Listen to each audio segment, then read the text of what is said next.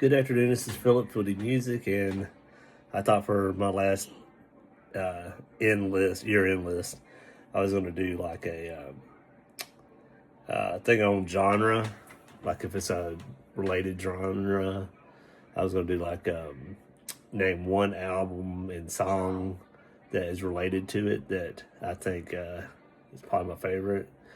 Um, it doesn't necessarily have to, because a lot of my artists I like, and I'm only going to do one artist per category, um, because I'm thinking like a lot of them genre blend or like could be fit into multiple different genres. So I was like, let's just stick to just one per. So starting that off, sorry, my son's in the background playing with his device. So we'll start off with classical. So these are not technically classical artists, but I'm gonna do like with classical, like what's it called? Classical. It's not classical fusion. Anyway, it's like I'm blanking on the term for it, but anyway, it's classical related. So the first one for the album, it's got operatic pop to it. A lot of like strings, very lush stringed album. And like I said, I could have put her in multiple categories, but I decided to go with Rosalia for Lux. Yeah, it's got a lot of classical leanings to it. So I'm that's probably my favorite one that's related to the classical field. And for song, I went with Natalia Lafourcade with Apertura Cancionera. That one's more of a classical piece. There's no lyrics to it at all, and it's an instrumental piece, but it feels like it would be done like in a classical setting. So that's mine for classical. So let's go ahead and go on to avant-garde and experimental. And these are not technically in that as well. So the first one I'm going to be going for the album is going to be like an industrial hip hop. So, but they do tend to experiment a lot. And that is Clipping with Dead Channel Sky. I feel like they, like I said, do a lot of like experimentation with their sound, and in the past they've done like hardcore and different types of experimental hip hop, and now it's more like an industrial style. But yeah, so I'm gonna put it in there for my, high up albums I really enjoyed that would possibly fit into that, and I slide them in there, so I won't be sliding them into the hip hop thing. So, and for the song, I'm gonna go with Black Country New Road for the Code Country, which is kind of like a progressive rock song. So with that experimentation there, so that's where I'm gonna put them, keep them out of other fields. And I'm sure other people will be coming out, if they were doing this, it'd be more sticklers in the field, which I do have some of those that would fit in that as well. But I'm going by what I was really enjoyed, and yeah, these would fit that and be the highest up in that regard. So next we have blues. So these fit more into into the respective field. So blues. First one's blues rock, but for album it's Samantha Fish, Paper Doll. I never heard of her before this year. Great album. It was a runner up for my favorite songs albums of the year, but it's a great blues rock album. She has great vocals too. So I know when I first heard the album, I didn't know she was the guitarist too. Like I said, never heard of her before. And I'm used to like a lot of like singers and stuff like that having like band members and stuff like that. But when I found out it was her and doing that, all those guitar licks and doing the vocals and everything, I was like, oh my gosh, she's a powerhouse. Next we have for song, very traditional blues. So we got Buddy Guy with Dry Stick featuring Joe Bonamassa. I just like the sentiment of the song a lot. I wasn't too crazy about the album it came off of, but I just thought it was okay. But the song I thought was really good. You keep a dry stick for like when you need it. to me, it's like, like almost like, keep yourself, like, even like if you count with like money or anything like that, you just keep a little on the side just in case something bad happens or you need it. Keep a dry stick for when it gets too rough out there. You need some warmth to set a fire and stuff like that. So I thought that was pretty cool. And then next we got country. And these are not traditional, what would be played on country radio or anything like that, but which I'm not really a country pop guy. I mean, sometimes I do go that way, but most of the time I do not. But I'm gonna go with country related. James McMurtry with his album "The Black Dog and the Wandering Boy." I thought that was pretty good. It wasn't one of my favorite country albums of the year, but I like the songs better from this other group that I'm gonna put, or this duo that I'm gonna put as a song. But it had some really good stuff on there, and I know a lot of people, when I did like my song of the day and it had James McMurtry on there, a lot of people chimed in a lot. They love him, so I was like, okay, I would say I like some songs, but I'm not a fan. But yeah, here I think he would fit this category though. And for song, which I was alluding to with the album, I thought was my favorite country album of the year, was Julian Baker and Torres.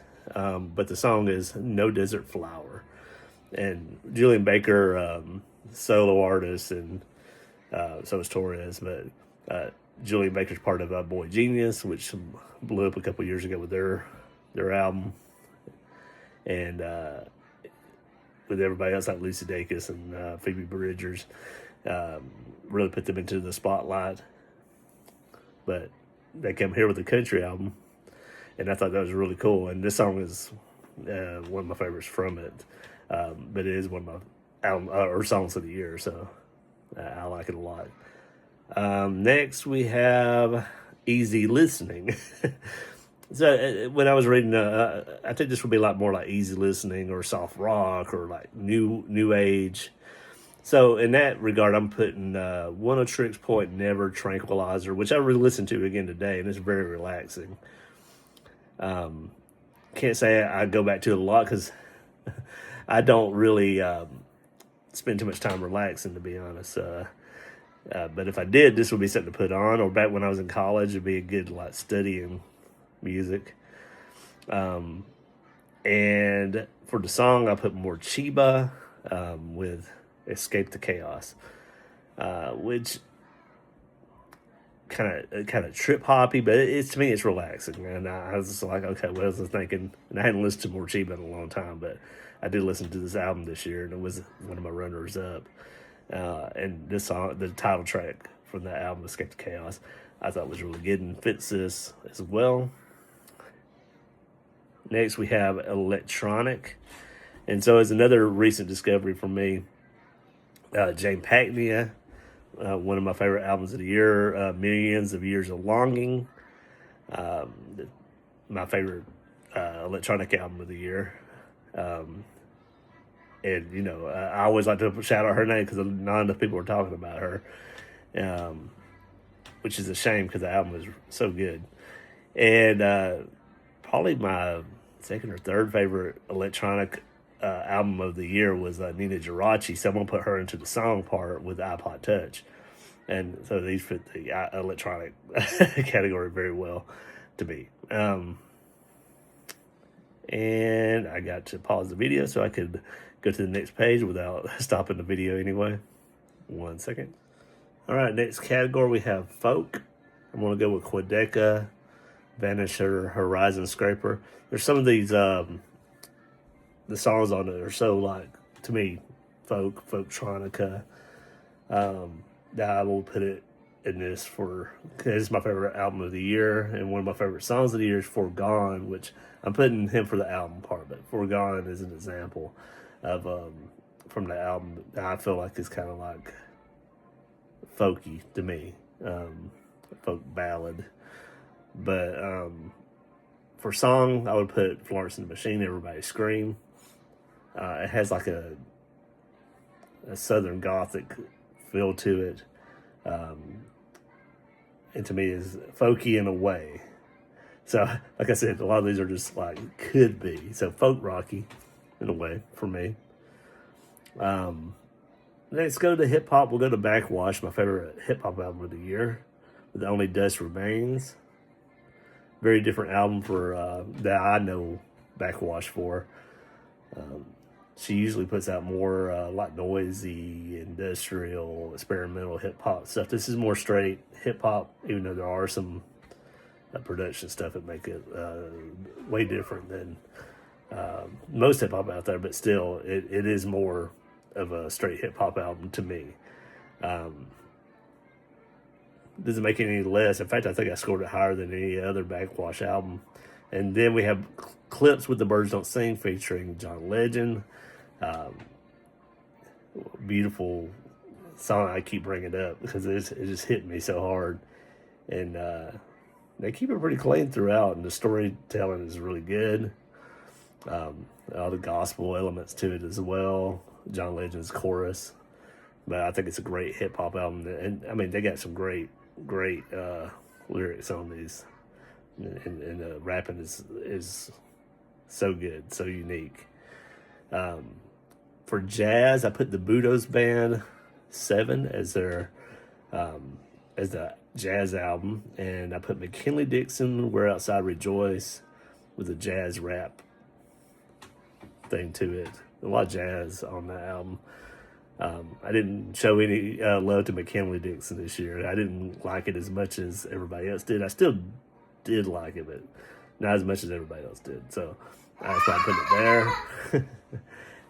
then we have pop. So I'm going with Ali X, Happiness Is Gonna Get You, as the pop album that I'm gonna let for that. Her and Marina were like flip-flopping anyway. So then Marina I'm gonna put for the song for Roller Coaster, my favorite pop song of the year, I'm pretty sure. Well, the Quedeca can fall in the pop as well. But more straight up pop, I would say, for Roller Coaster. Then for R&B soul, I put The Weeknd Hurry Up Tomorrow, even though it has a lot of pop elements to it as well as synth pop elements. It's still R&B in a lot of places, so I will put him there. And then Kali Uchis with All I Can Say as the song. I think it's very, it sounds really old school, but old school R&B, but very, I don't know, doo-woppy, yeah. So that's what I get from it. It looks funny on my shirt. It looks like Billie Eilish is just like poking her head up over, like, hey, what's going on? Yeah, you didn't put anything out this year that I know of, so I'm not choosing you this year. Even though she usually would make it. She usually has an album in my top albums and every year, so that she puts stuff out. So we go to rock. Let's go Maruja, Pain to Power for the rock album. Kind of rap rock, jazz rock. Saxophone stuff is killer on it. The whole album is just great, though. And for song, we'll go with Wet Leg CPR, indie rock, kind of punky vibes to it, but yeah, it's pop rock in ways. I like that, and the whole album too. It could have fit here easily. All right, let me pause it again. We're just going to do 3 more categories. There's a lot of other ones that could be here, but I'm going to go ahead and just go to metal. Deftones, Private Music for the metal album of the year for me. Great comeback album for them.